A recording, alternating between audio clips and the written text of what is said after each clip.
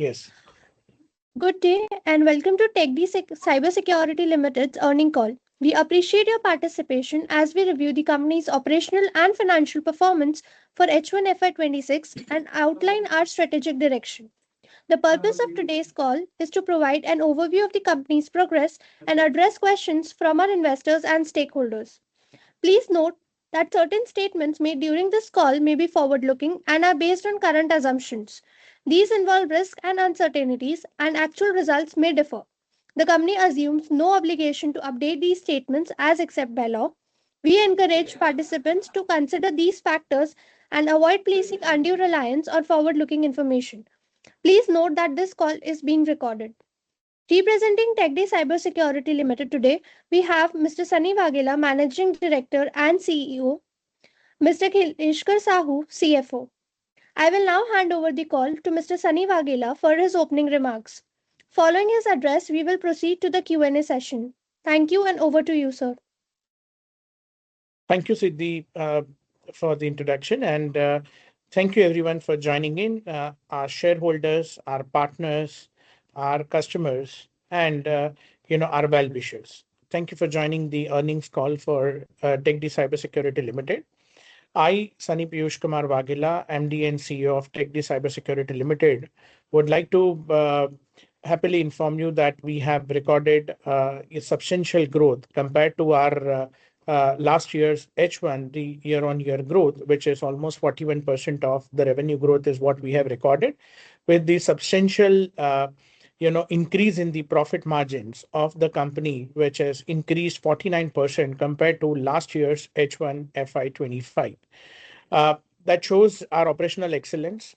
That also shows our ability to ensure to take this company to another level. And before I start, I would like to go through a small presentation which would actually give you a background of a company, because this is the first earning call post our IPO, and many of you might not be knowing what exactly are we doing in the cybersecurity. So I'll give you a very brief about a company, how we do, what is our business model, how we are growing, what is our operational excellence, and how we are ensuring, moving forward our margins, and at the same point of time, our company grows at the same pace. So we are established in 2017, but we carry 15 years of, experience into the cybersecurity.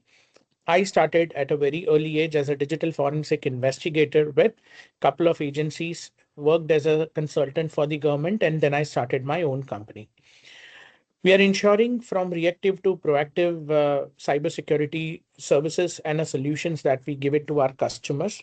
Most of our customers are with us for last couple of years or last many years as well.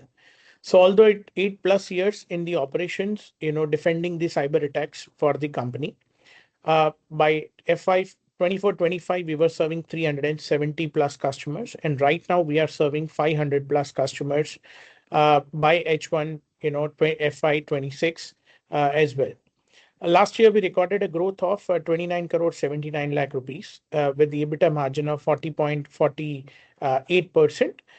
That's also one of the, good EBITDA margin compared to the industry, the median, which are actually in existence. We call ourselves into a category known as MSSP, which is Managed Security Service Provider. So most of our services start with the one-time engagement with our customers, and then we go ahead with the yearly engagement with a multi-year commitment with many of our customers as well. Currently, to give you a glimpse of the facts and the figures for H1 FY25-26, we have recorded a growth of 41% increase in the revenue in the H1 of this financial year compared to the H1 of the last financial year. 49%, is a PAT increase in this H1 compared to the last H1, which is standing at 6.36 crore rupees. And EBITDA is actually standing at, 8.50 crore rupees. And our revenue is 18 crore 18 lakh rupees is the revenue which is actually recorded over here as well. The best part of a company is that we have a renewal rate of the customers, which is 95%. And yes, we have conducted a survey with our customers, and a net promoter score of the customer, which is coming out, it is also 95% plus. that showcase that customers are trusting us, customers are satisfying with our services, and at the same point of time, the customers are referring to other customers as well. Apart from our existing renewals, whatsoever we have done, we have 90 new customers we have onboarded in this H1, which is making a complete customers number, which is standing at 500 as well.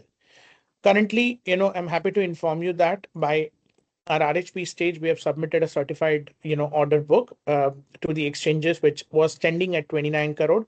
Currently at this particular H1, we are standing at an order book of 40 crore rupees for this particular financial year as well.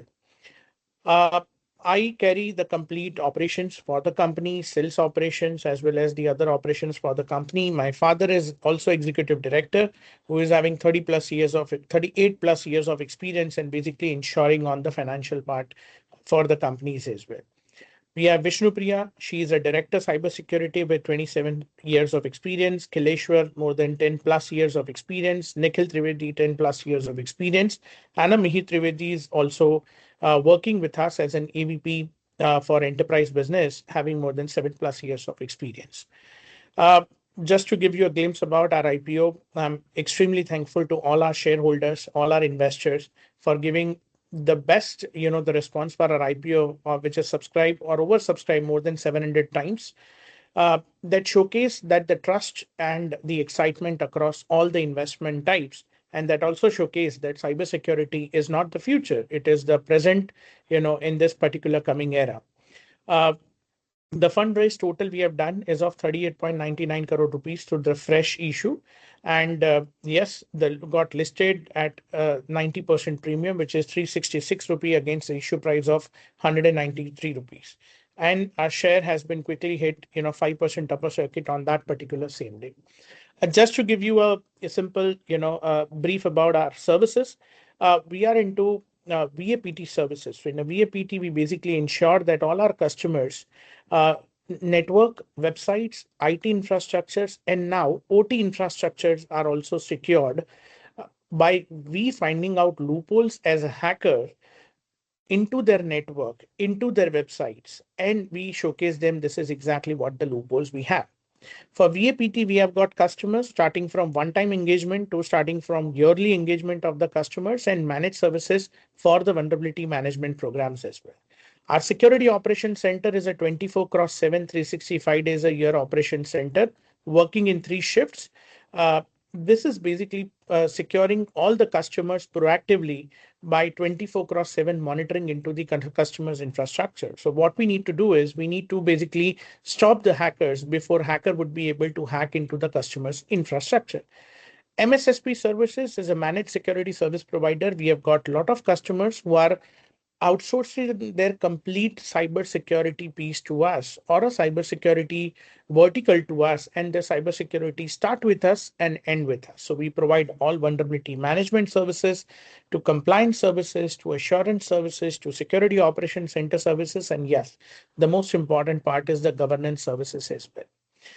We also provide cyber program management. So with many companies, with many RBI, SEBI regulated customers, we provide the cyber program management where we basically create a customized program for our customers and we give a customized program as per their compliance framework and execute the program on their particular customer's infrastructure as well.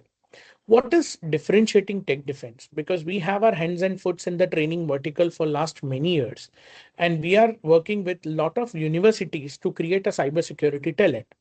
Let me tell you, there is always a scarcity about cybersecurity talent.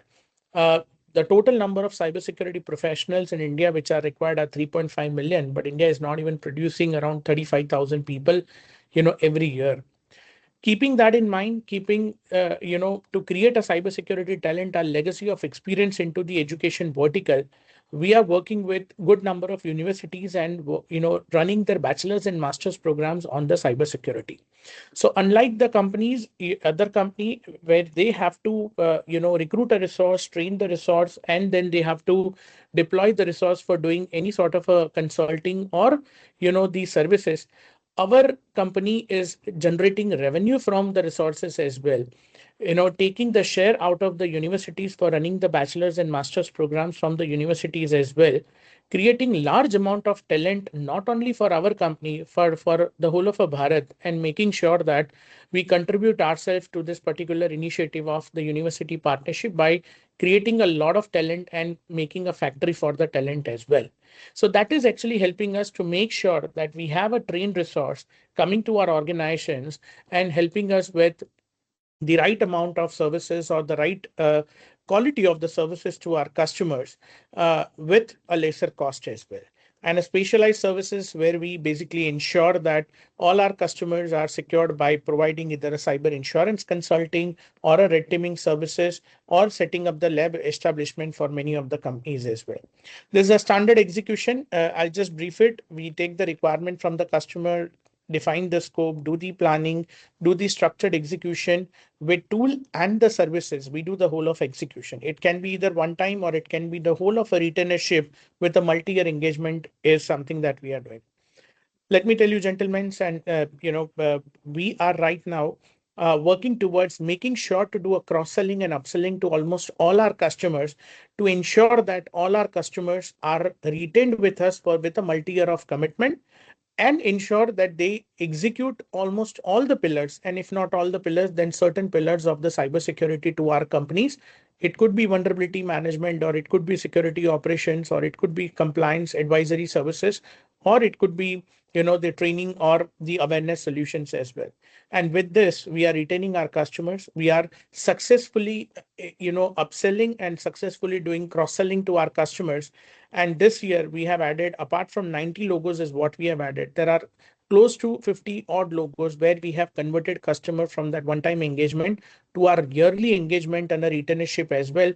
That increase our ARR, which is annual recurring revenue, and also the renewal rate, so that we don't have to put more effort on the cost acquisition of the customers, and the same customer would actually be with us for next couple of years as well. What is differentiating us? The second one is a talent factory or the talent pool that we already have. Second is our research work. So all our, the analysts are certified.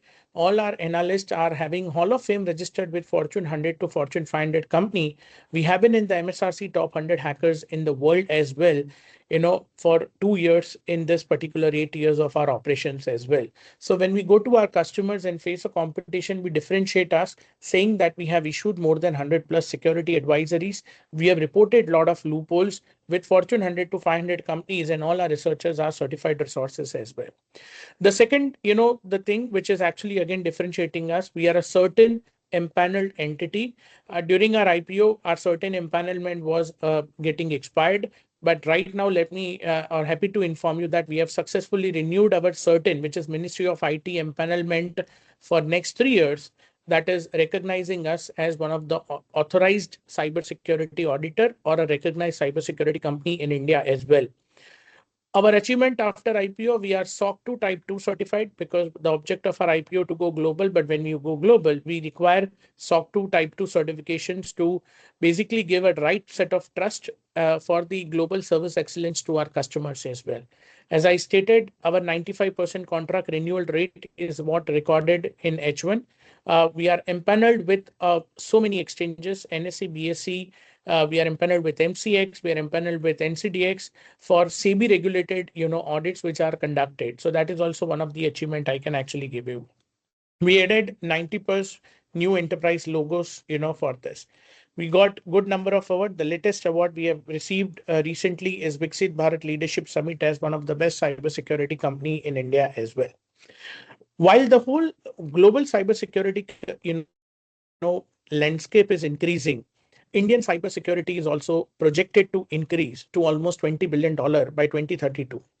And let me tell you, gentlemen, the data security protection regulations, which is like a blessings for all cybersecurity companies in India, and especially for the TechD as well, which actually mandates the security and privacy for many of the organizations, across India as well. The rules are already published 3 days back. And with the penalty enforcement after the deadlines are given by the DPDP rules, is definitely going to take the whole industry and going to take, TechD to another, level as well. We are positioning ourselves as a very niche player across the market. The two reasons why we are winning a lot of contracts, or two reasons we are making sure to go with the right speed and with the right scale, is a one is a cost and second is a speed. While other organizations, would take some time out to basically onboard a customer to SOC, onboard a customer to the whole of a vulnerability management program, we are achieving that excellence with the talent pool that we are already having, and we are generating from many of our universities as well, cutting down from 30 days of the onboarding to 5 days of the onboarding, that showcase our operational excellence, that our services are getting kick off on the 6 to 7 days as well. With respect to staff augmentation services, so customers are asking us, can you give us X number of resources for cybersecurity? While other company take good amount of time to provide them the right resources, we are here able to provide within the 15 days of the time window, and making sure that our billing starts from the 16th date of that particular time window as well. Let me tell you, gentlemen, we already started our R&D units, post our IPO as well, and we are trying to ensure to productize many of our services as well. Right. Currently, to see a long-term growth and a scalability, currently we are aiming at 40 to 50% growth compared to our last year. We are already expanding into the South India, East India, where we were having a lesser presence because most of our presence were in North India and the west of India. Right now, we already started hiring or hired already people to ensure that we have a greater sales presence in these regions as well.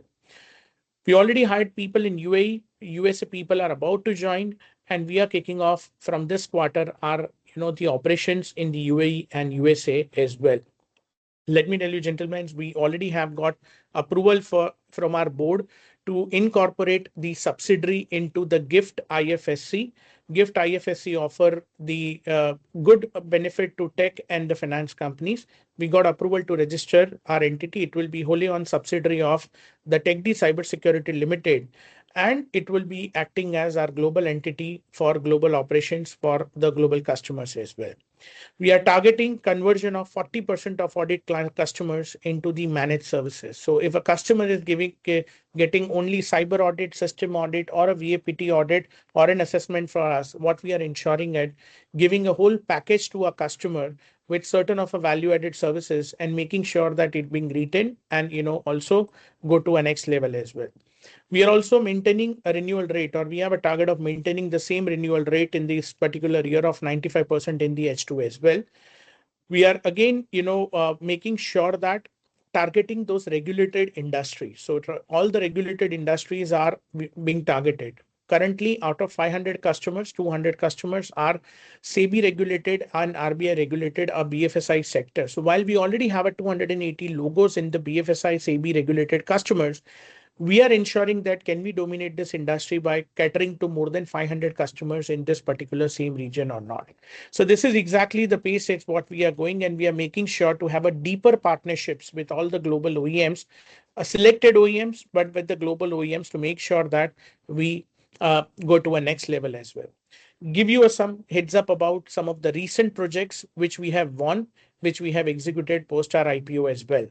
The company has executed, one of the critical infrastructure project with one of the largest conglomerate in India.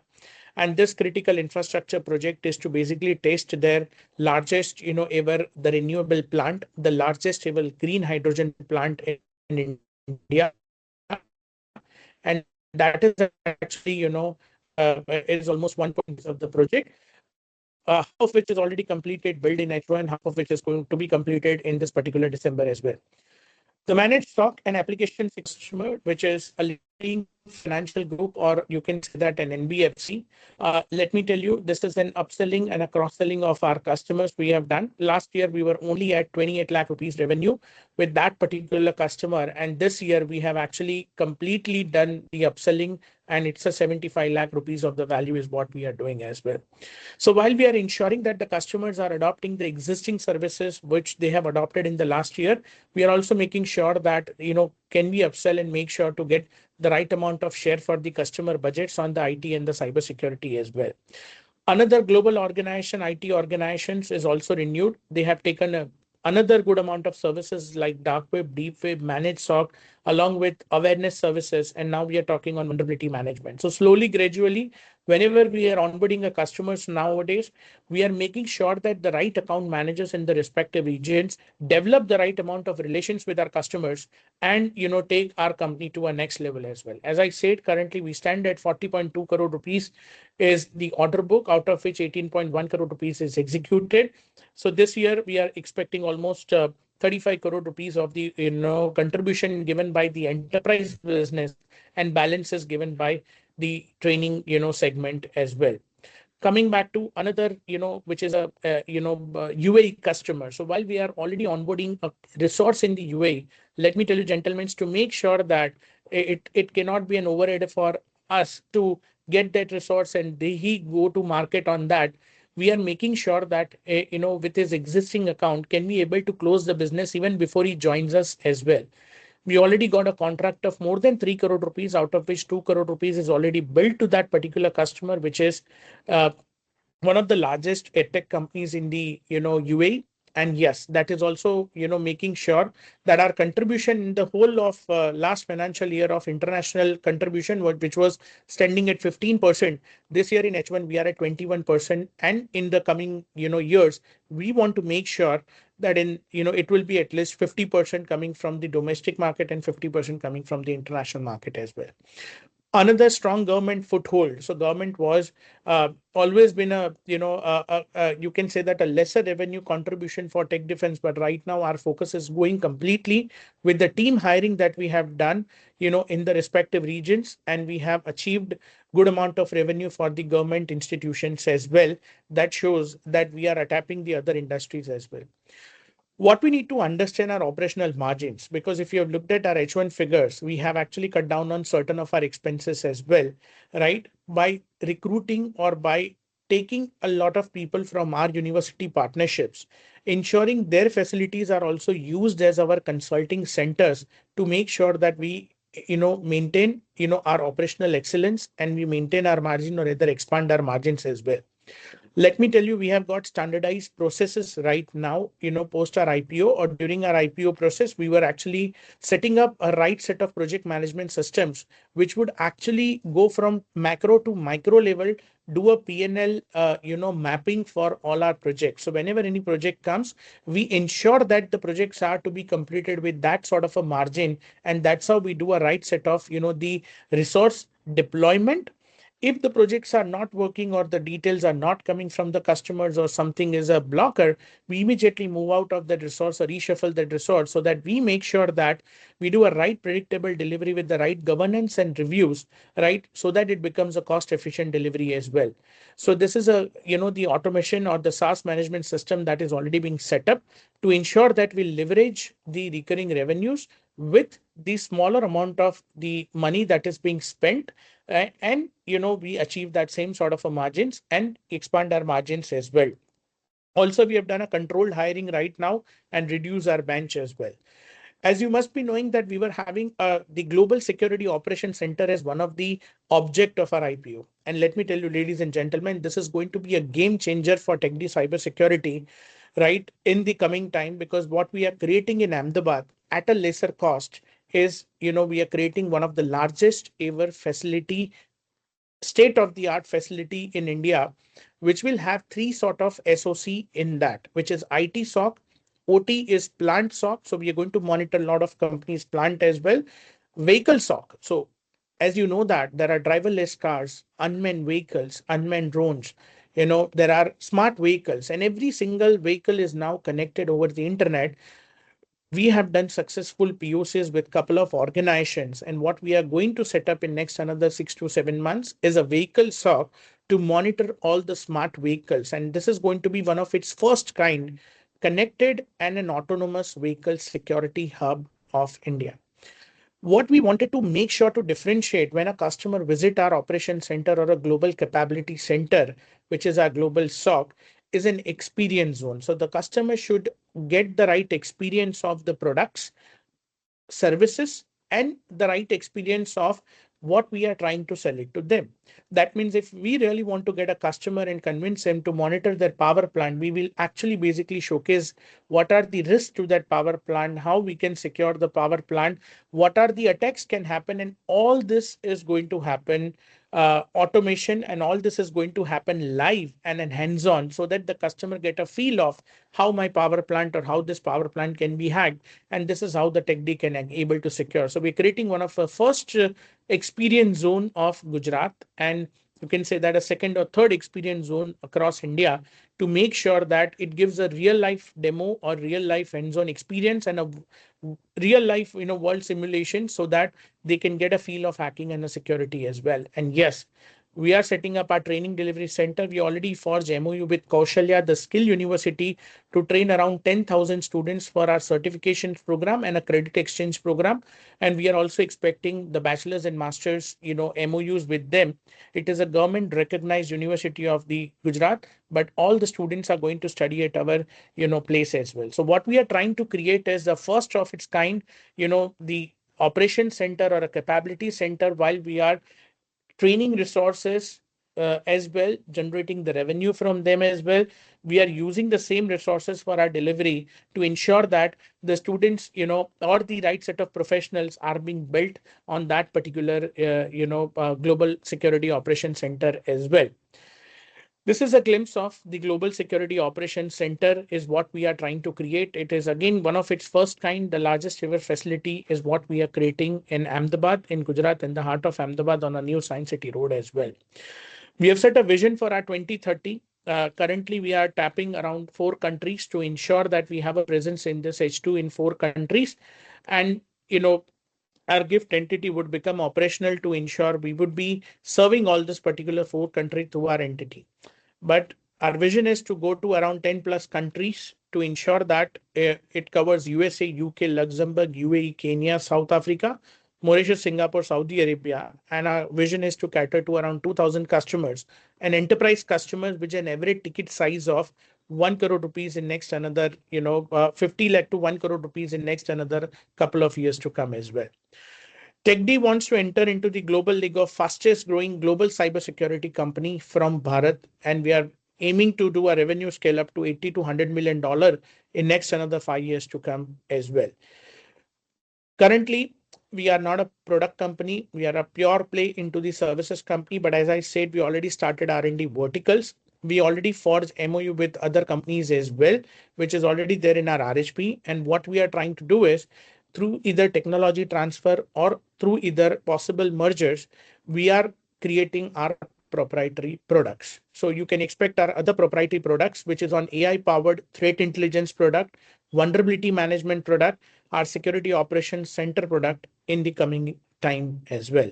So we do not want to depend much on the OEM partnerships, although they are deeper, they are exclusive partnerships, but we wanted to have our own products so that we make sure that product along with the services and a 360-degree approach is what we can adopt as well. We always wanted to have our hands and foots in the training vertical, because training vertical is again a cash rich vertical. Apart from cash rich vertical, it's a high margin vertical for us, generating not less than 55% to 60% of the net margins for us.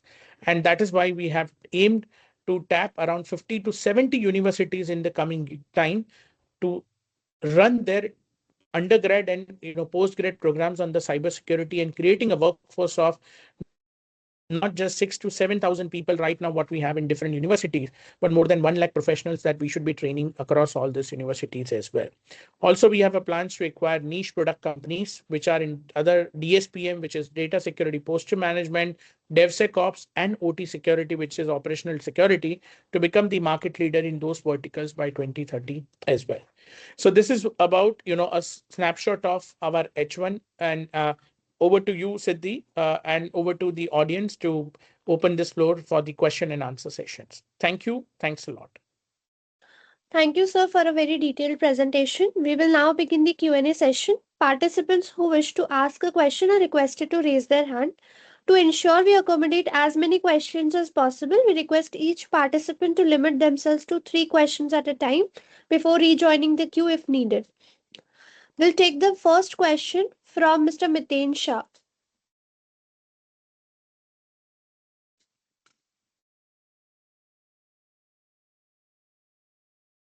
Guess we need to bring it on the screen. Can you hear us, sir?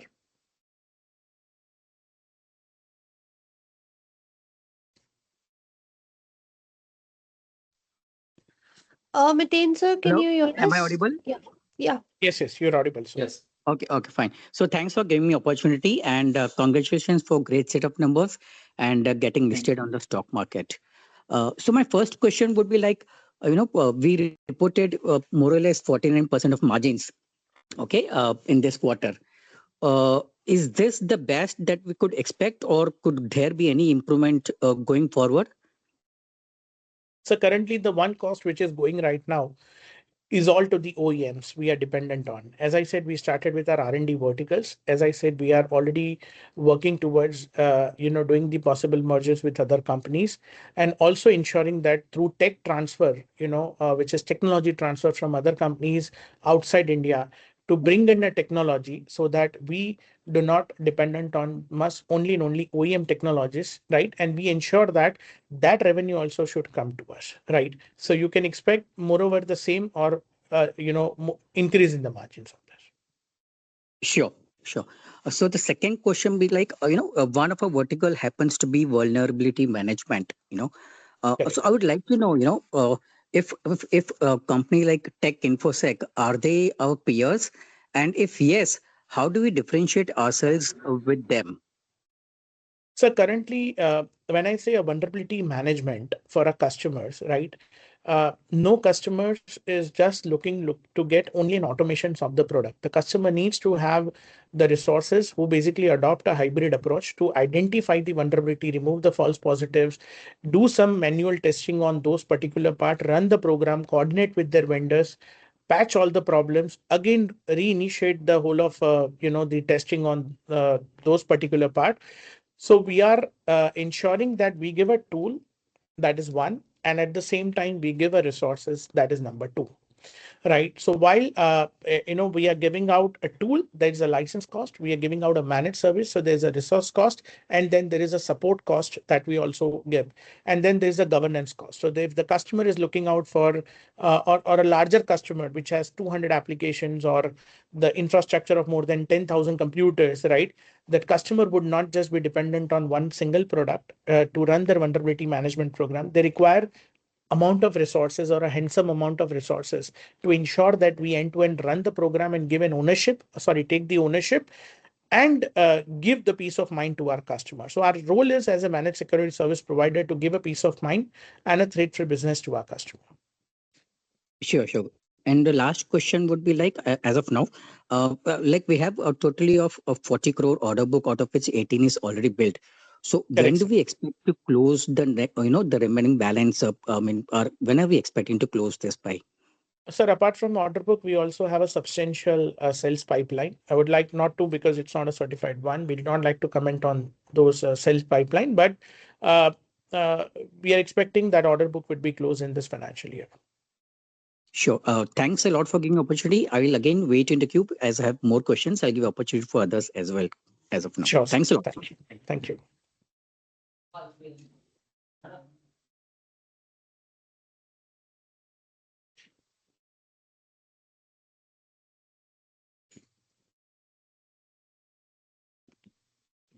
All right. Somebody has joined in from, I think, a call. They can ask a question. Hello. Yes, we can hear you, sir. Hello. Yes, sir. Good evening, sir. So my first question to you is, so you had mentioned that for you to convert any order, your edge is the cost efficiency and the speed by which you can convert any order, deploy your services. So could you just elaborate a bit on that? Absolutely, sir. I can actually name the customer as well because the orders are very well uploaded on NSC recently on that. The customer was with one of the big fours, and we were managing a vulnerability management for one of the largest NBFCs in India.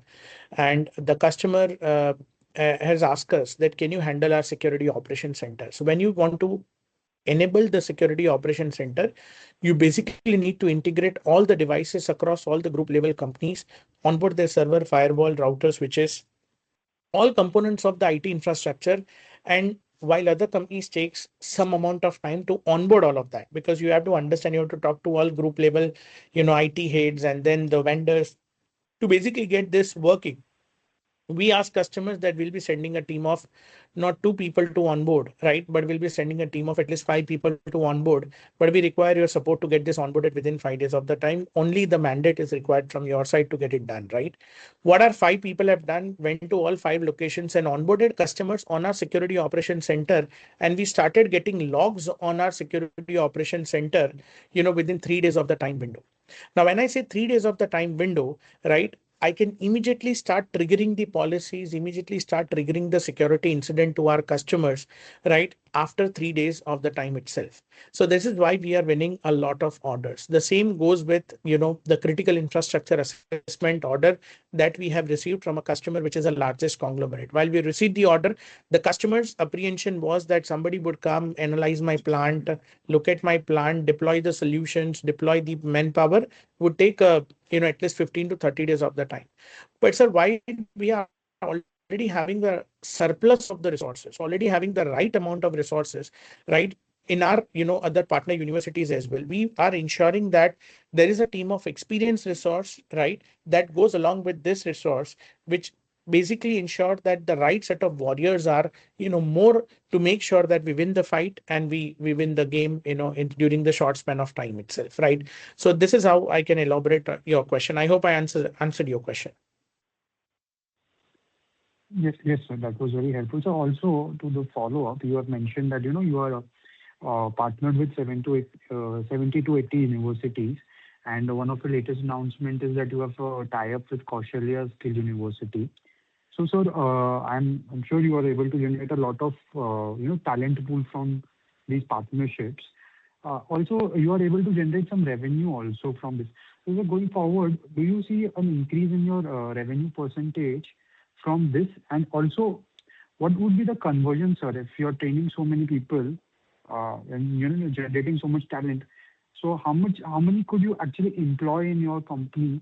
And what would the growth be from that for your company? That's a very interesting question, sir. You have asked. To correct you, 70 to 80 university is the target that we have set for Vision 2030. That by 2030 we'll have an association with 70 to 80 odd universities. Currently, with our 7 universities associations, what we are already training 6,000 professionals across all our universities. They are doing their bachelor's and master's programs on their particular cybersecurity. Number one, is the student going to work for us post completion of our, the engineering? No, the answer is absolutely no. We are making him employable, or rather giving him an apprenticeship, which is our internship during the 3rd year of the engineering itself. So what we are making sure to cut down the the learning time, because for student it becomes so much of boredom to go and attend these classes and for all 4 years. We're making sure that he start working for us or start working as an intern during the 3rd year of the time itself, right? Currently, we are utilizing the facilities given by universities. We already have facility, in Parul University, which is more than 6,800 square feet facility, which we already have, is a consulting facility which we have created so that the student get the hands-on knowledge. We get the right amount of talent. The talent also generate a revenue for us. We also absorb that talent post they complete their, internship, or rather 6 months before we initiate the pre-placement offer. They join us and they be with us for next another 1.5 year itself. So but yes, to answer your question, I cannot give you a number, but we are getting the best guys from all this university working for us, and rest we are Okay, making sure okay, so that yes, so they'll that be helps. employed or they'll be placed in some other companies. Yeah. Okay, okay. And sir, my final question, I know it's very early to ask, you have just recently set up your R&D vertical, sir. Correct. So how much time would it actually, realistically it would, or you have targeted for you to develop your own product that you had talked about? And will this product will, solely be sold by you, or would you be willing to, offer this license or product to, other companies that can sell it forward? Absolutely. So to answer the question, one, this R&D unit is already set up. The first, the product will be coming as a technology transfer or rather a joint IP. We have already signed the MOU with one of the company based out of Russia, and they are trying to ensure to get this particular product in an Indian continent. They are uh, almost $200 million ARR company based out of Russia, listed cybersecurity companies in Russia. They are coming through an exclusive route to us, the information of which is already there in our RHP. We already signed up the agreement during our RHP stage. And right now we are at an advanced stage of finalizing the licensing terms and the commercial terms. And also we are ensuring that this will be routed through a channel partner ecosystem in India. So if a customer is coming directly to us, we'll be selling that as well. We'll also be creating other SIs, enabling other SIs so that we don't have to put a lot of sales effort. The SI team, by training their employees, would put the sales effort and get the leads and other things for our customers as well. So the products like network detection and response, the product like OT SIM is definitely you can expect in this particular quarter. In this quarter. Okay. And so could you just repeat the name of the company that you mentioned? Positive Technology, and details of which is already in the RHP. Yeah. Okay. Okay. So thank you so much, sir. I'll join back in the queue and all the best, sir. Thank you. Thank you. Thank you, sir. We'll take the next question from Mr. Abhay Kulkarni.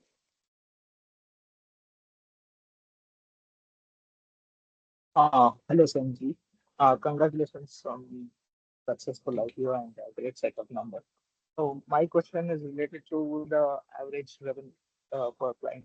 So like our company has around 500 clients, and like if I just do the raw math, around 35 crores of revenue, it is coming around 6 lakh per client, and the retention rate is quite high.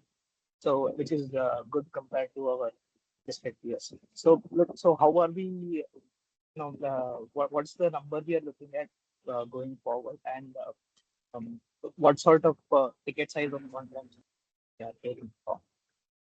Okay. So Abhijji, to answer your question, there are two set of customers we are serving right now. The one set of customer is SME customers who has got some limited budget of it.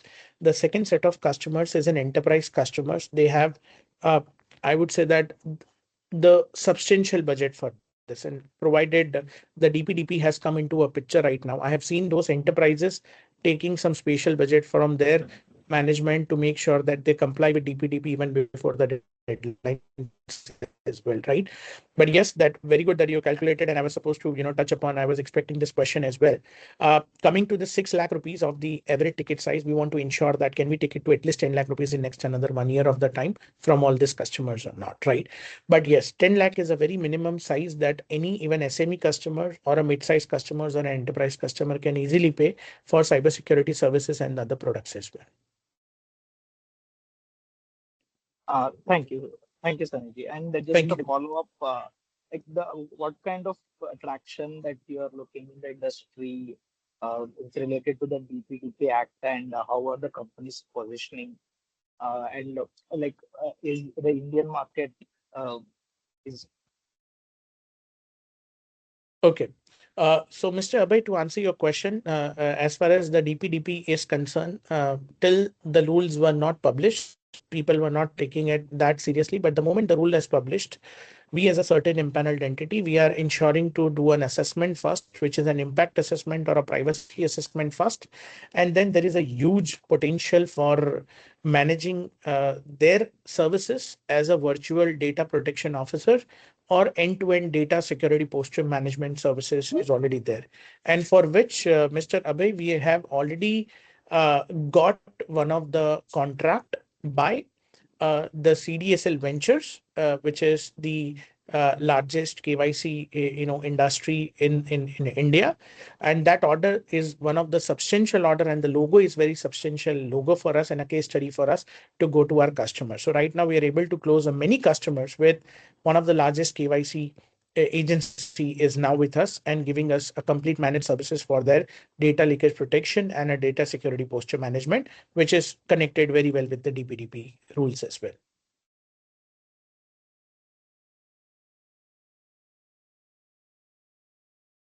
I hope this answers your questions. Can we take a next question?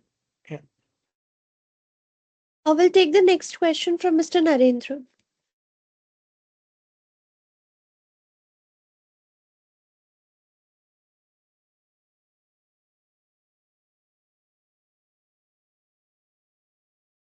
Hello, sir.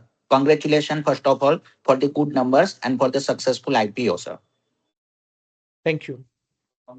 Sir, my question is that as your expansions is, I go through your presentations, you are doing so much expansions. So is there any fundraise necessary in the future in upcoming 1 or 2 year? Sir, as of now, we do not see any sort of a fundraising for next at least 2 years of the time. Post that, we'll think of doing so.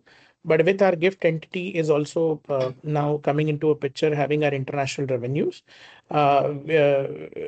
We'll see based on our, the expenses based on our OPEX and, our future growth as well. Yeah. Okay. And sir, my second question is from total 40 crore order book, 18 crore order book is already executed. So would it be Correct. considered for second half year session or it is already executed in first half year? Sir, the total order book, as I said, as on RHP was 29 crore. Rest, we have received it post our IPO that you can see it on, we uploaded good number of orders on NSE as well. So out of which 18 is executed from the older one. Right now, we are ensuring to execute the rest of in the H2 as well. Okay. Thank you very much, sir. And Thank you. wish you all the best for your future, sir. Thank you. Thank you. We'll take the next question from Disha.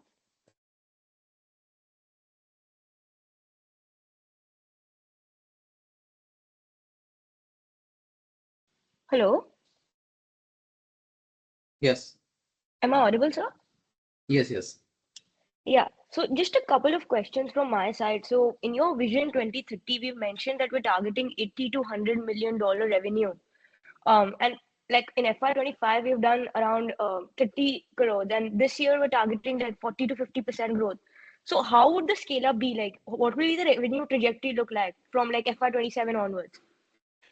Very good question. So, Disha, we have not yet full-fledged started our, the international operations. As I said, people are already hired and people are in the process of joining in USA and UAE, right? So that is, already there on the plan. So, at the same point of time, we are expecting the, revenue split between India and domestic market in the next financial year, which would be around 50-50.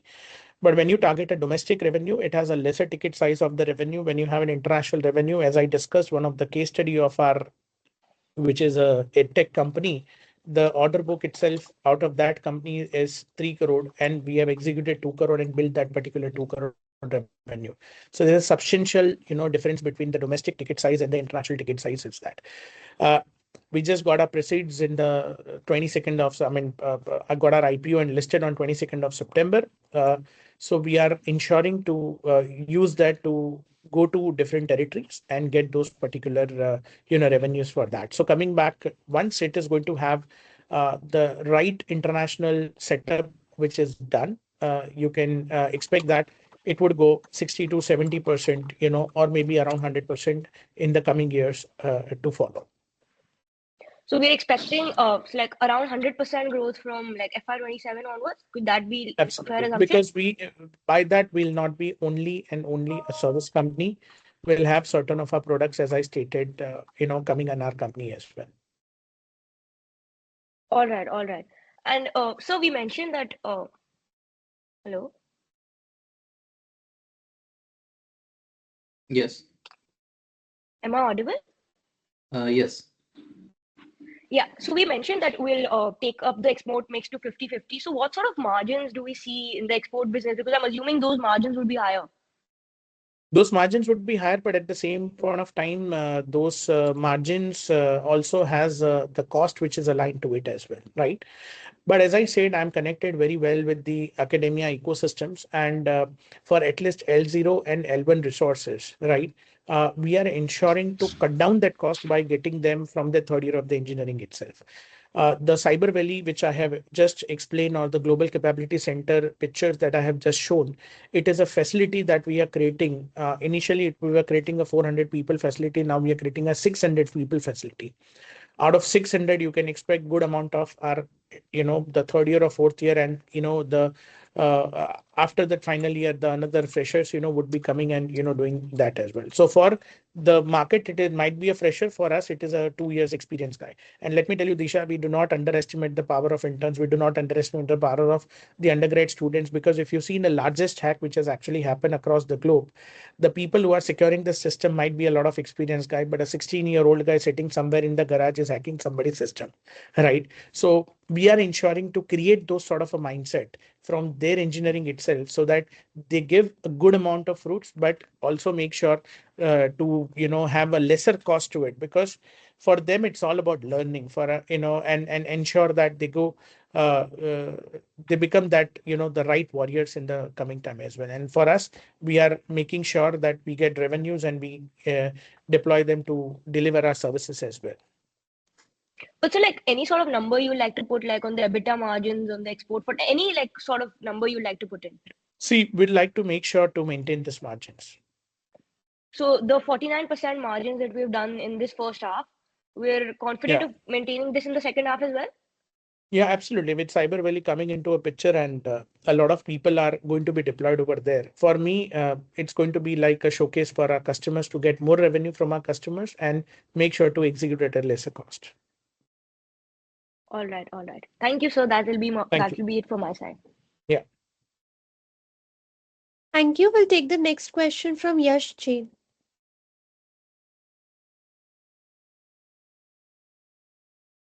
Thank you for conducting this con call and thank you for management.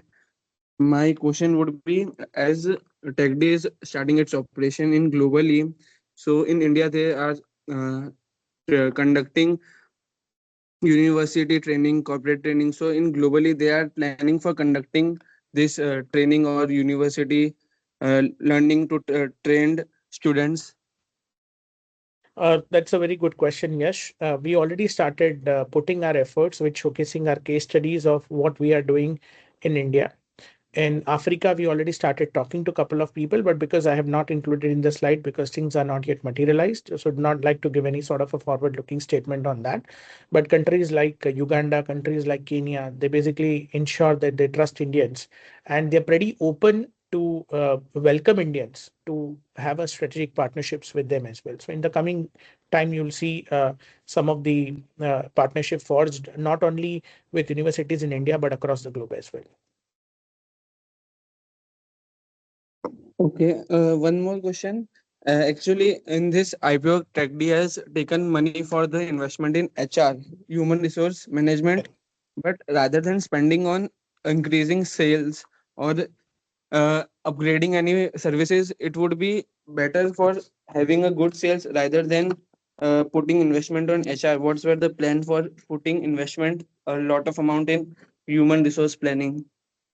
It is not a human resource planning, it is an investment in the human resources. So when I say investment in the human resources, it could be a sales resource that we will be taking, it could be a delivery resource, it could be any other resource. And the preset that we have, or the fund that we have raised, is to basically ensure to have a senior resources in the sales, pre-sales, and a delivery and in operations, from this particular preset. Rest all are going to be from our internal accruals itself, right? So to correct you, it's an investment in the human resource. So it could be sales, it could be pre-sales, it could be delivery on that part, right? And different continents. Yes, and just like manufacturing company, asset is the main part, and for a service company, our main asset is the employees. So we want to invest on employees so we can grow more.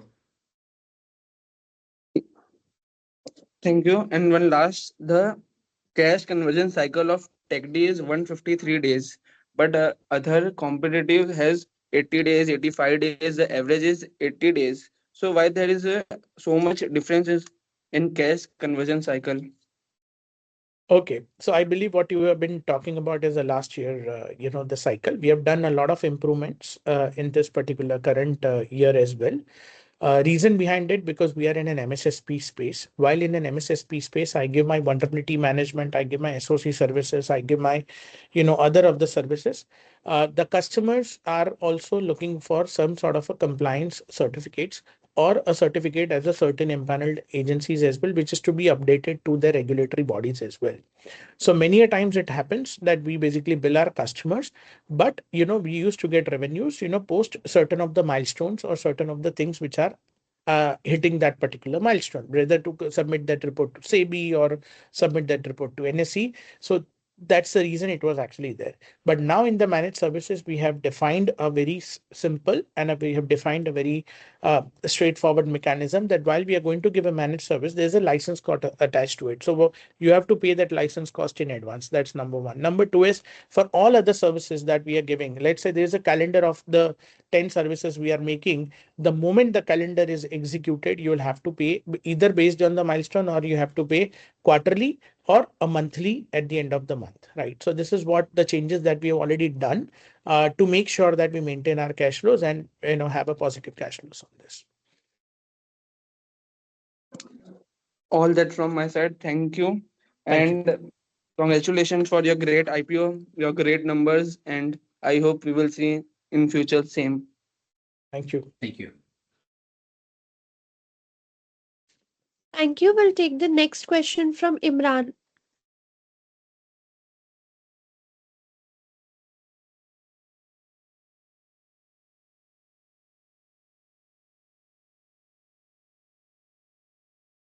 Can you unmute? Because you're on mute, I guess.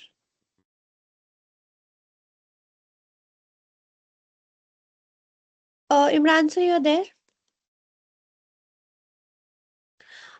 In the meantime, we'll take the next question from Mr. Maruti.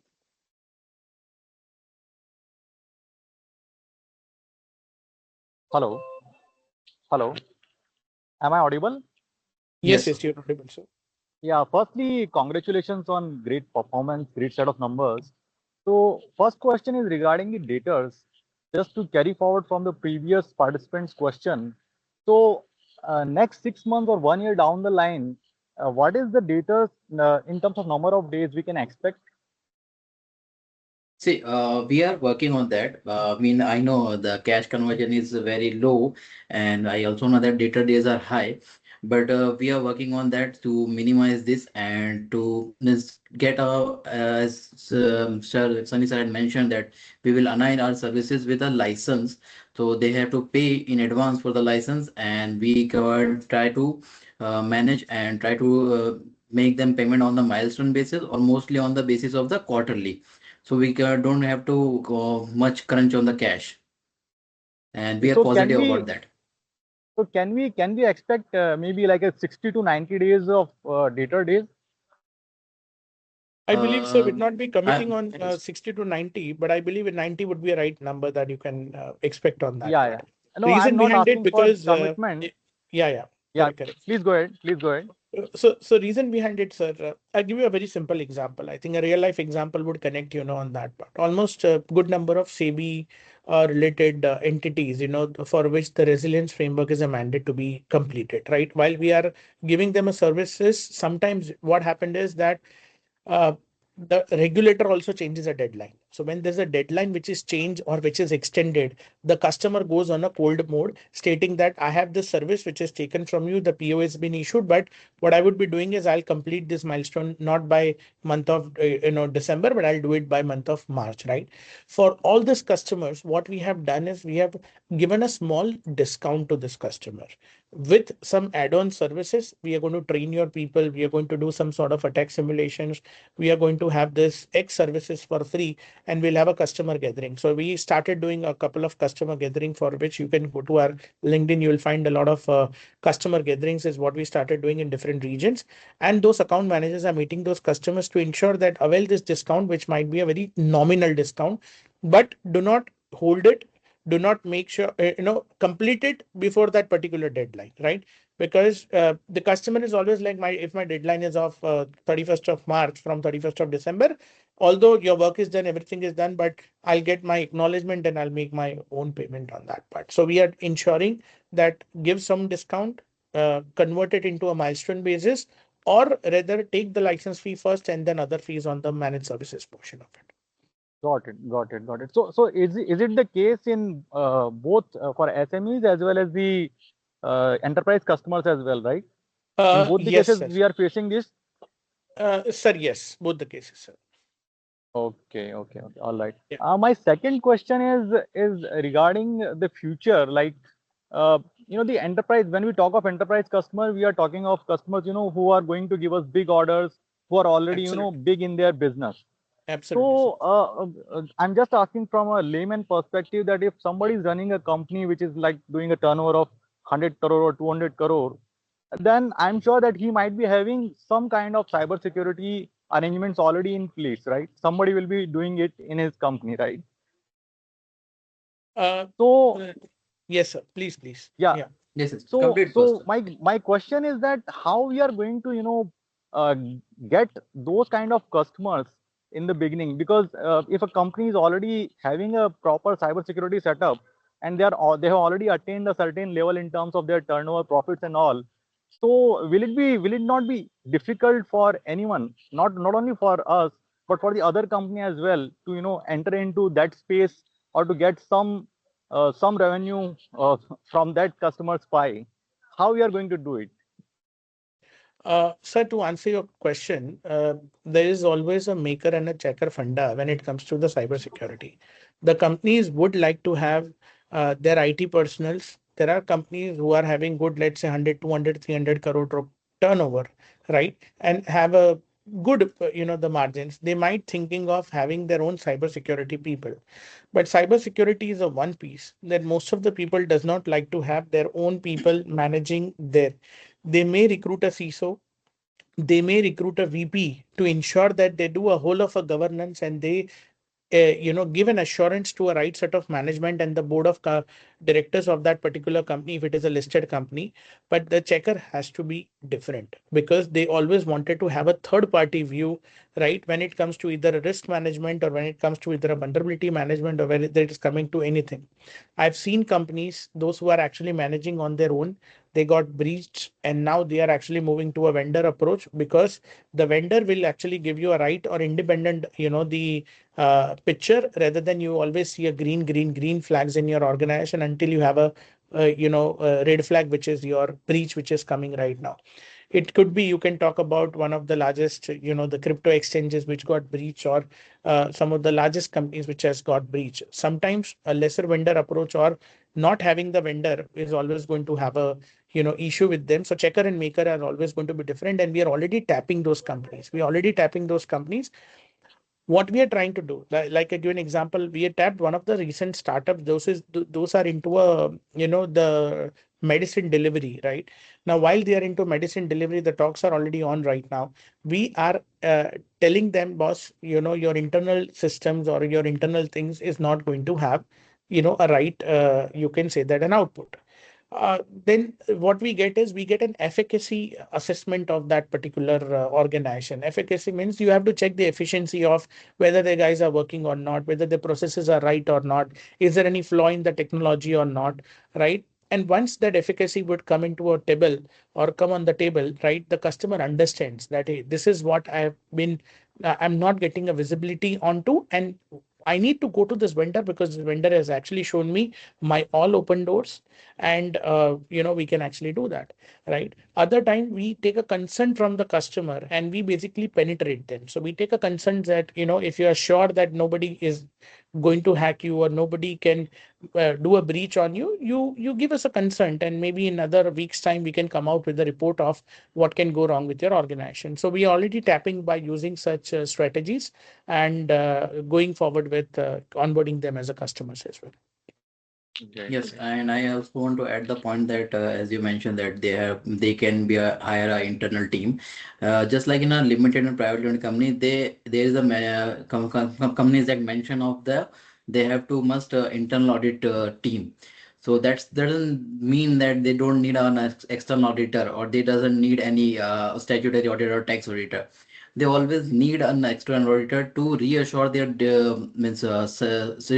management, to reassure their programs to reassure their internal team is working properly. So that's just like that. They also need a cybersecurity external team, or may just like us take TechD to reassure that there, if anything happen, we are here to help them. We are here to manage their risk, and we are always here to comply with the problems if anything happened in a cyber area. So that's why this is just like function of means many people organization had internal team, but still they hire organization which can help on their internal team also, and which can help on their overall cyber program. Okay, Absolutely. understood. And sir, Understood. just to add up to this, now that DPDP, as I said, it's a blessings for the cybersecurity companies, because although it is connected to a privacy, right, but it is ultimately connected to a data security, right, or a data privacy. Uh, why it's a blessings for us? Because it is in a nutshell, it states that there are certain penalties it would come if you do not comply to a DPDP, right? Now, any CISO or any DPO would like to always take the responsibility of it, but he would always like to have some sort of accountability goes on somebody. So tomorrow he's not going to lose a job stating that somebody has been managing. I've done my best part, they've done their best part, but somewhere we may have a lacking on those particular lines as well. So while those penalties are going to come, CISO is ensuring that he take the whole accountability by hiring an internal team. He'll lose a job if something goes wrong. So avoid these consequences also. Outsourcing will definitely increase in the cybersecurity industry. Great. Thanks a lot for this explanation. I understood your point. Just in addition to this DPDP guidelines, so they are being made mandatory, or is there any date from which the enterprises have to comply with it? So rules are published 5 days back, sir. There are certain rules are applicable from day one. There are certain Okay. rules are going to be applicable in other 6 to 8 months, and there are other rules are going to be applicable in 1 year of the time. But it's a mandate, and it has no connection of size of the company or the industry it is belong to. It says that whosoever collect the data, whosoever transmit and store the data, has to make sure that to secure the data and maintain the privacy of the user. The consent, without consent, you can't take that, right? So the interpretation of rules are is already there on the internet or on the ministry website, but ultimately this is going to result, because the penalty thing is a scariest thing that everybody would look at first, and then ensure that they have all the controls, all the peoples in place, so that the penalty does not come to that organization. What is the level of penalty? Is it running into few It crores, is or is starting it? with 10 lakh rupees. It is ending at 250 crore rupees. Okay, great. That means if I just understood what you have mentioned in last 10 minutes, then that means we have great future ahead. Maybe in next 1 or 2 years, we'll be hitting the balls out of the park, because if all this is being made mandatory even in a gradual manner, then there Correct. will be a lot of business coming to not only to us, but to all the cybersecurity companies, right? Absolutely, sir. So that itself has taken the industry which was supposed to be around $10 billion. The recent DSCI report stated that it is definitely going to be $20 billion in next 2 to 3 years of the time as well. So it has almost doubled the whole of a market with the DPDP coming into a picture. Yeah. Great. Thanks a lot, and wish you all the best. Thanks a lot. Thank you, sir. Thank you. Thank you, sir. We'll take the next question from Mr. Imran. Yeah, hi. Thanks for the opportunity. And first of all, congratulations on the great set of numbers, Sunny. Mike, I've got two questions. First is, how are we planning to handle the OEM cost fluctuations or dependence, like in order to maintain the profit margins? Do we already have something in place, or do we planning to have our flagship product in the future to cater to our MSSP and VAPT needs? So we'll do both. One, we'll Mhm. have an OEM moving forward as well, and we'll have certain of our proprietary tools and the products and the agents on the AI is what we are building right now. And certain product we are getting it using a technology transfer or a joint IP associations, which are already made, during our IPO stage.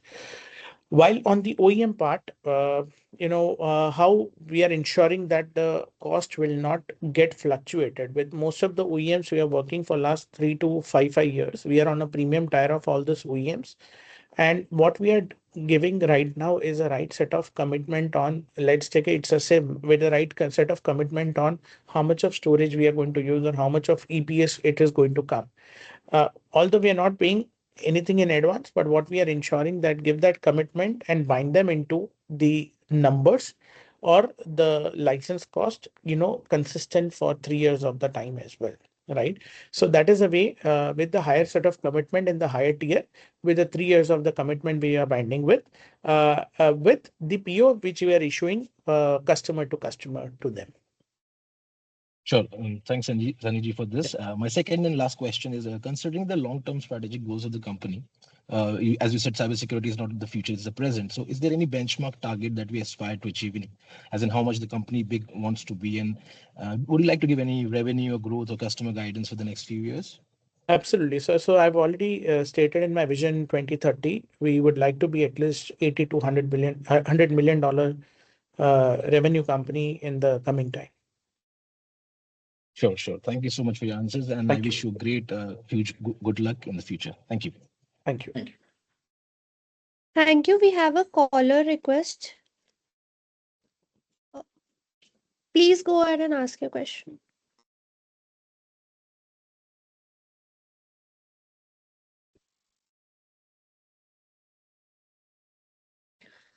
Let's take the next question from Mr. Prathamesh.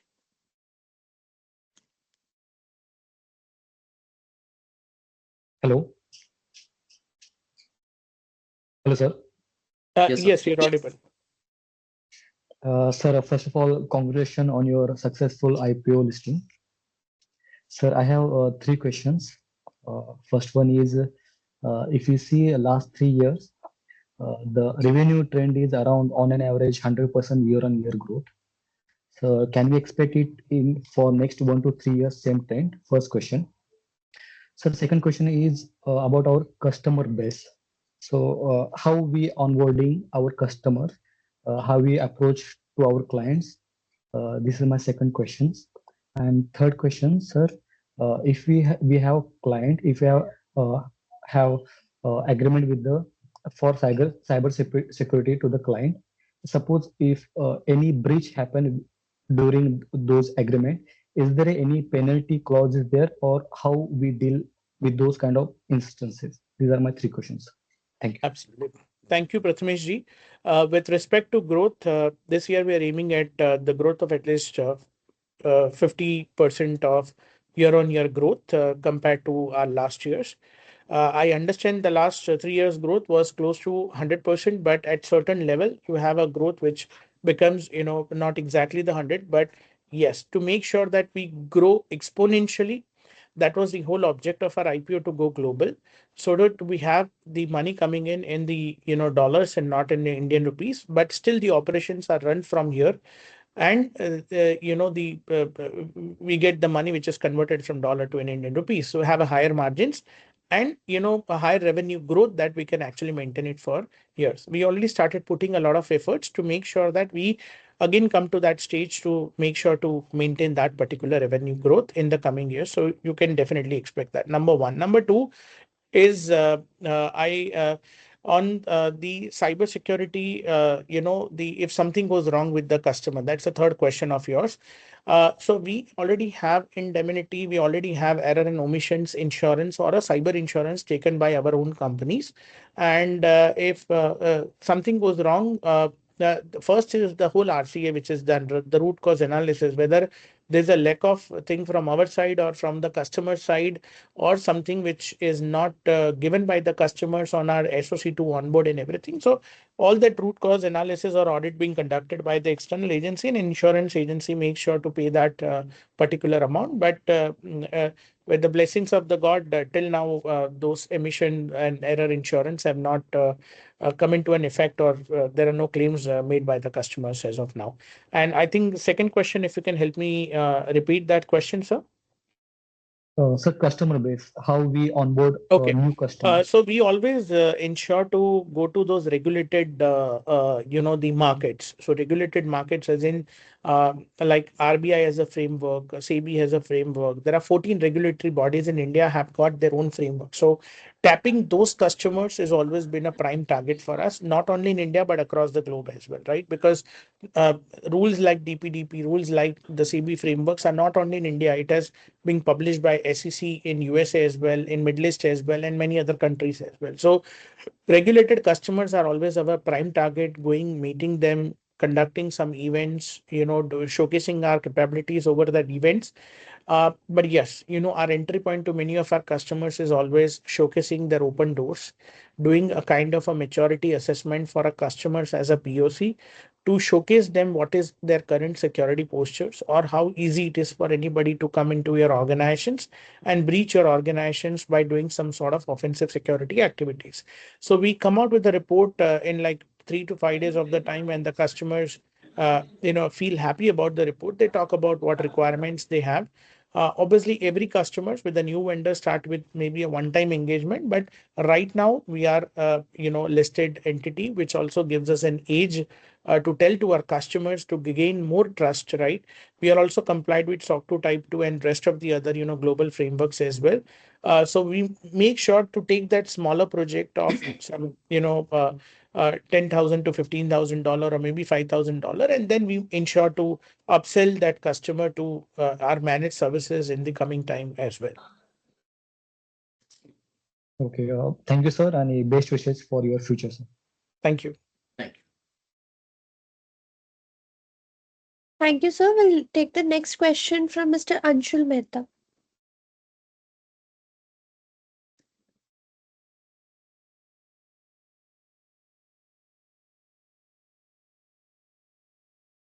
Anshul, can you unmute and speak?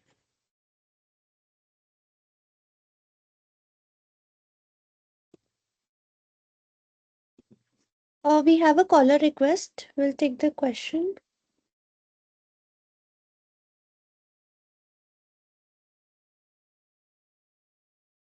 Please unmute yourself and ask the question. Hello. Yes.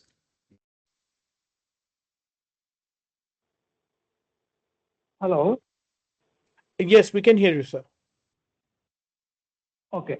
Yeah. Hi, Sunny. I have one query. Like मैंने थोड़ा सा late join किया था, तो मैं वो सुन clearly उसको मतलब बाद में आपने उसको मेंशन किया था. आपका कौन से फाइनेंशियल ईयर में है vision $80-200 million? So it's not a $200 million, sir. We are aiming it to grow to at least $80-100 million company in next 5 years of the now. 5 years means financial year 30-31, which is right? 2030. Yes, Yeah. 2030. 2030. तो 2030 में अगर आप $80 million ले जाना चाहेंगे, तो उसके लिए तो आपको 80 आई थिंक ऑलमोस्ट 100% CAGR पे ग्रो करना पड़ेगा. Absolutely, sir. Absolutely, sir. तो अभी अपना जैसे इस फाइनेंशियल ईयर आप 50-60% ग्रोथ टारगेट कर रहे हैं, तो 100% CAGR पे ग्रो करने का कॉन्फिडेंस आपको कहाँ से आ रहा है? क्या क्या लीवर्स हैं जहां से आप ये उम्मीद कर रहे हैं कि 100% पे भी ग्रो कर सकते हैं अपन for next 4-5 years? Correct, sir. So the first object of our IPO is to go global, sir, because there were certain limitations with the domestic markets. And then the domestic market also has certain of the competitions, which definitely, I mean, we cannot be that optimistic with the domestic market to ensure that we keep a same pace for the growth and go to the same level of what we have achieved in the past. Keeping that in mind, we have kept the object of going global, sir. Right now, the lever is the global lever.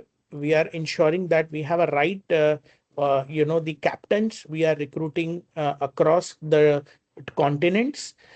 Those are not the newbie in the cybers, but they have been in this cyber working for some of the larger organizations, be a part of our company and ensure to divert some of the customers account or their customer base to us.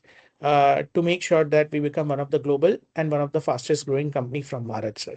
So the only lever that we have is a global lever, sir, and we are working extensively, aggressively towards achieving that, and that's what is making us very optimistic about our future.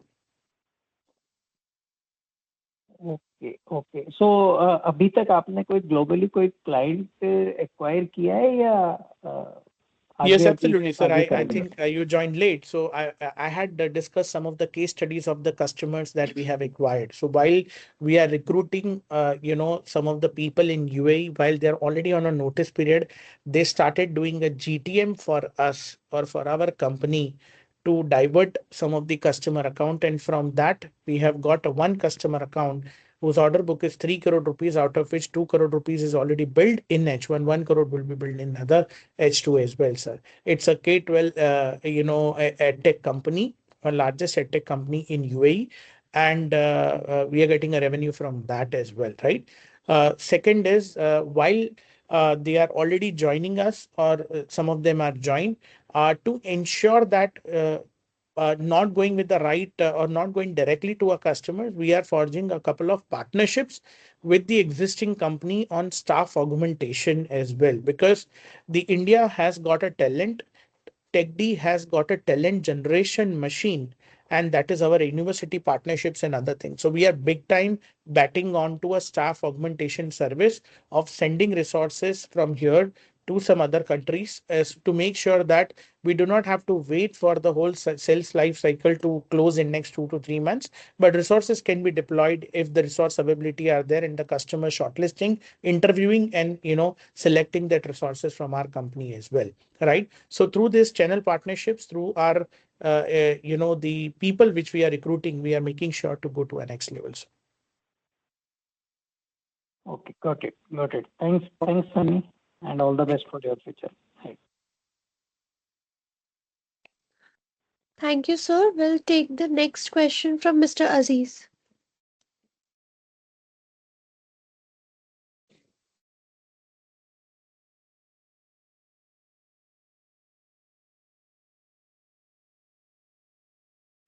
Please unmute yourself to ask the question.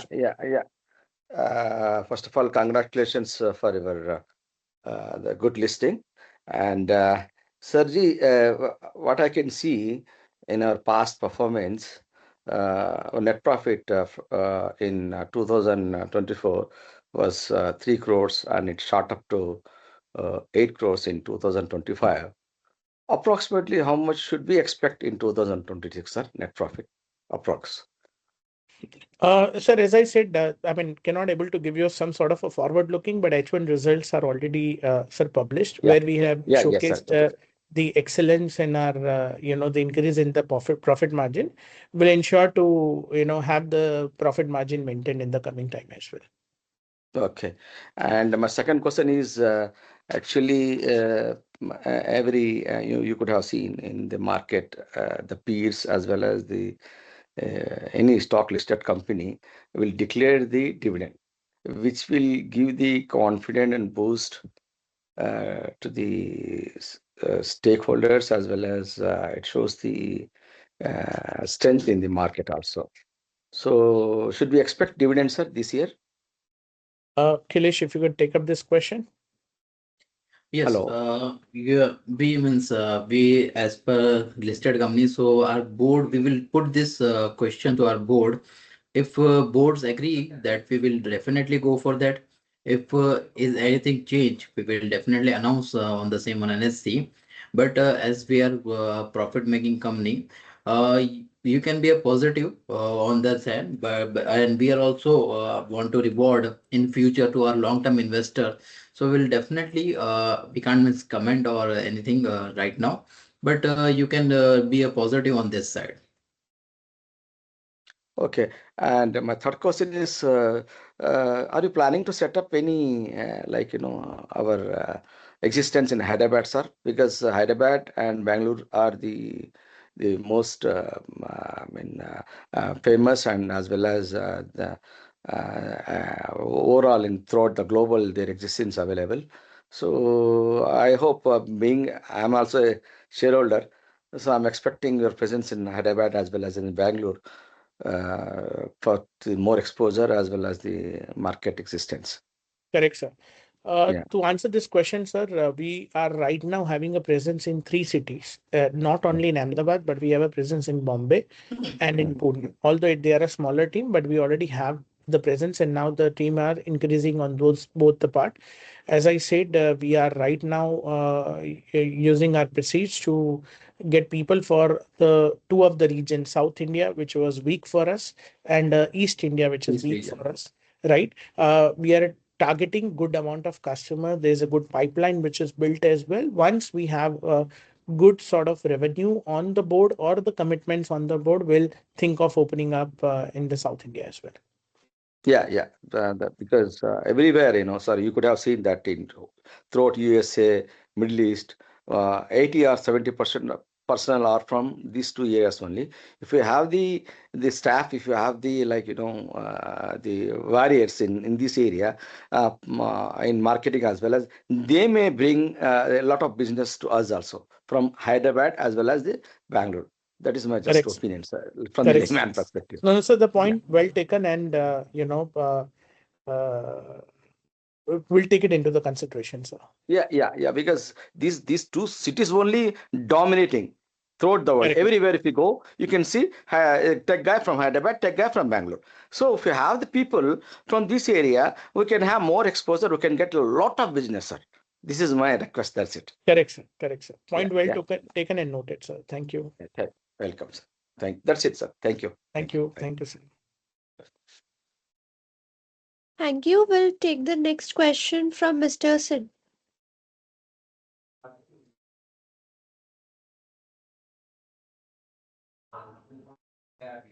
Hi, am I audible? Yes, you're audible, sir. Hi, Sunny. It's a great listing, and congratulations for a good, the set of numbers what you're given. I have 2-3 questions. I thought let me bring in. Sure. You said you're operating in 3 locations: Pune, Bangalore, Pune, Mumbai, and Ahmedabad. Correct. So, do you have any breakup in terms of how many people you have on board?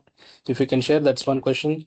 The second question is basically on if you compare your peers, is that Tech InfoSec is a direct competitor, or do they have a different products? That's second question.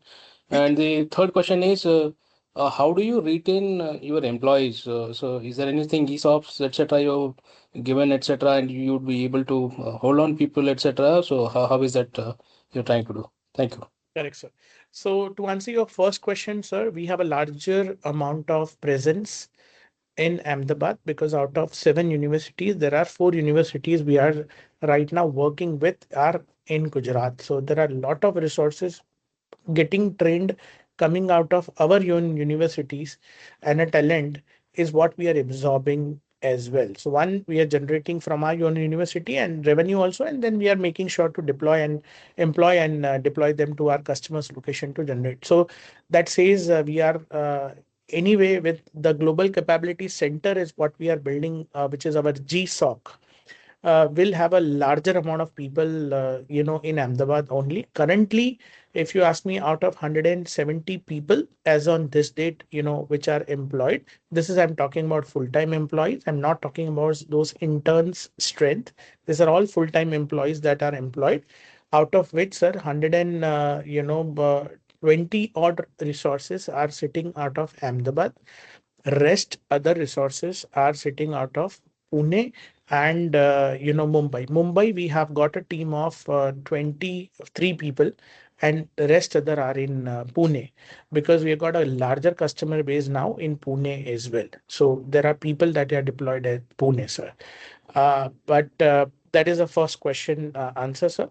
The second question of yours about the peers. So they are a product company, sir. We are into a category of an MSSP right now, which is a managed security services provider. So it's not a direct competitions, because we have certain of the other Gartner listed product that we use for vulnerability management, and on a top of it, we give services to our customers. So we don't have much of a direct competitions with the peers which are listed or the other listed cybersecurity company. But as I said, if you listen to the whole conversation, sir, right now we are a pure play services company, but there are certain agreements signed for tech transfers, for joint IPs, or there is a R&D unit which we already set up, sir. So in the coming time, there are products we are also going to have. So it will make us differentiate with other peers as well. We'll have our own products, we'll have our own services units, and we'll ensure to give this MSSP as a service to our customers as well. Right. And the third question is, I forgot that third question. If you could repeat that, sir. Yeah, the third question is, sorry, no, I forgot. Yeah, thanks for the answer. So thank you. Best wishes. Thank you.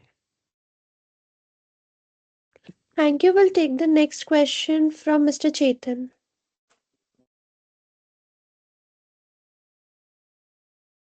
Hi, Mr. Sunny. Good evening. Good evening, sir.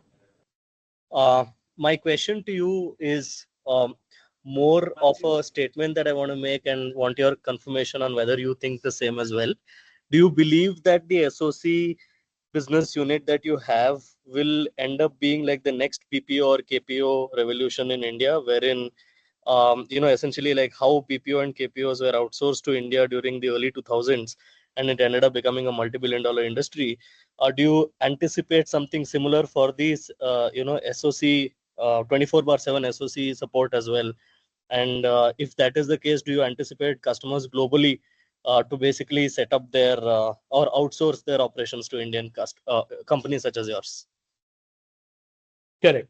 So I agree to your statement, what you have been making, because SOC is one requirement that is becoming a mandate for all the companies which are either regulated or unregulated, or it is becoming a mandatory control or a security control, even when a customer is right now going and onboarding, as a supplier with some of the larger companies as well. So keeping that mandates in the mind, people are definitely going ahead with this SOC services in the moving time. And that is the reason we are creating a 230-seater SOC that is the largest in Asia, right? Which will have not only the serving of IT SOC, but will have an OT flavor as well, which is operational technology like monitoring the power plants or the solar plants, and then a vehicle SOC. Vehicle is something we are creating first in India. By the time the idea may replicate in the future, we'll have our SOC set up and the customers onboarded on that as well, which will monitor autonomous vehicles, unmanned drones, or the unmanned defense vehicles, and there are smart driverless cars and everything as well. So yes, the SOC will be the next revolution, or an MSSP would be a next revolution on that as well, right? So I hope that answers your question, sir. Yeah, just one small follow-up on this. I'm interested to understand what kind of benefits does a customer in the US get from outsourcing to India, especially cost benefit. How much of cost is he saving on a FTE if he were to hire someone for an SOC role in the US versus the same role with, let's say, TechD here in India? So if you want to have an SOC of yours there in US, so let's say there are two ways. I mean, we talk about two concepts. One is their internal SOC, where he wanted to set up the internal SOC and manage it. Second is he wants to have a SOC provider in US, and third we are talking about a SOC provider in India. To hire an SOC, you can say that the internal SOC people, they'll have to have a manager, L3, L2, and the L1 guys. And all in total, if you calculate, the average salaries of all those guys would go not less than on an average salary of a one person would be 80K to 100K per annum in USD in US. So they definitely would not like to have an internal SOC. Even if we go with the US companies, would be in millions of dollars. But coming back to India, the cost is the only one benefit. And how we are winning this. So you have to understand how we are winning this. We grab a contract from one of the MSSPs in UAE, right, which is a K-12 edtech company, which I'm talking about, on two factors. The one factor is the cost, and second factor is the speed. So we came and told them, boss, this is not being monitored rightly. Then you have to showcase them also that is it really, what Sunny is telling or his team is telling making sense or not. And once you have given them a black and white picture, we come and tell them, boss, this is, I mean, you don't require only 3 resources to manage in 3 shifts. You really require 8 guys to do it. And if we are able to do it with this 8 guys, with the same ticket size of the value, with a certain of 5% of the discount, the customer is going to come and give us at least for a year time as well, right? An SOC is something which is like, a marriage, right? So it's like the customer will come on board the whole infrastructure. He'll not think of changing it, because to change also, they'll have to have some time taken from the existing vendor to get the logs, get all the data, migrate it to some other SOC. And it's a huge task, right? So it's like a marriage, right? So anybody at least gets married for 3 to 5 years of the time with a vendor. And now that you have indemnity, other insurance and other things, the customers are not worrying, right? If something, even one incident happens, rather paying penalties, my vendor would be paying from the insurance, as well. Yeah. Got it. Thank you so much, Mr. Sunny. Wishing you the best. Yeah. Thank you, sir. We'll take the next question from Mr. Sid.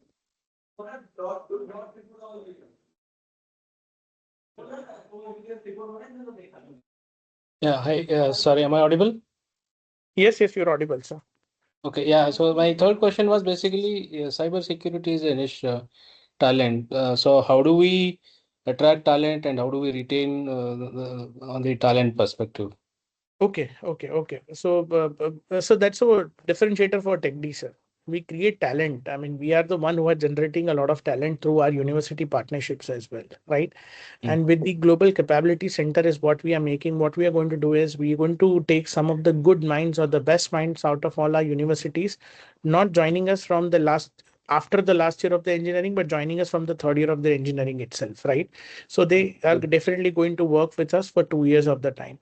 After which, what we will be doing is we generally, issue the pre-PO to them as well, so that they work for another 1 year or 1.5 years for that time as well. And that's how we retain the talent for at least 2 to 3 years, coming to us and working for our own organizations on that. But I'm talking about freshers.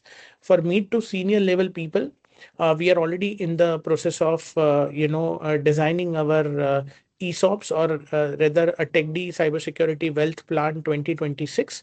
So that is already in the process right now, and we will be launching our wealth plan, which includes ESOPs or the phantom stocks in the coming financial year, sir. Okay. Yes, thank you so much. And just one And I follow-up also question want on to this. add that we Yes, have spent very good amount on a staff welfare, which also include the certification programs. We provide them certification program. We provide them trainings for the ready to get in a major roles, and we also put extra efforts on them. Just like we provide them many perks along with that. Like medical benefits and all of that, to just means they have to get insured that we have to take with us. okay, great. Thanks. Just one follow-up question on this is, see, services is generally it is derived in two areas. One is product delivery, and the other one is obviously time and material. So, in your billing, do you have it is based on the efforts of the tasks you get the billing, or are there any time and material billings happening from your billings? Okay, so for any one-time activity, sir, the whole billing would be based on the man days or the man months of for whatsoever the scope we have defined and the effort estimates are given. This whole billing is on the man day rate, right? And for staff augmentation activity, the minimum billing is for a year, and it's and for a managed security services billing also, as I said, there's a license billing and then there is a man-month billing for the resources or for the services as well, right? And the fourth model is irrespective of which licenses or which technology that we are going to bring in, if we are going to give this 10 services as a managed service and create a whole of a program, irrespective of which license or anything, there's a billing goes every quarter. But there we have a benefit of, let's say we can put 2 resources or 5 resources or maybe 10 resources to get this particular thing done. It is all up to us. The customer is outsourcing based on the SLAs of the services, what they are defining, and the delivery timelines of what they are defining to us. Thanks for the clarification. Best wishes. Yeah. Thank you. Thank you all for a very engaging discussion. I now invite the management to share their closing remarks. So thank you, Siddhi, for moderating the session and anchoring the sessions. And thank you all our shareholders, some of the customers, partners, friends, and the family members. I must say thanks a lot for giving a wonderful response. Be it the subscription for our over subscription for our IPO or for a listing, or also making sure to trust that you have put in us or the belief that you have in us, right, will definitely ensure that the belief will not go in the vain. I always say that it's not a future anymore, it's a present, and cybersecurity will be a game changer in the coming time. With our aspirations, which are really high, and the team, which is really young, passionate, and I would say that cybersecurity is in the blood of everyone. Whenever we get people, we do not much see the degrees, we do not much see much of the things, but we really see that the right mindset is there. And with this right mindset, with this right, the aggressions and the passionate people that we have, will definitely do the coming wonders, wonders in the coming future as well. Thank you for joining this call, and thanks a lot. Thank you, everyone. On behalf of TechD Cybersecurity Limited, I thank you all for joining today's call. You may now disconnect.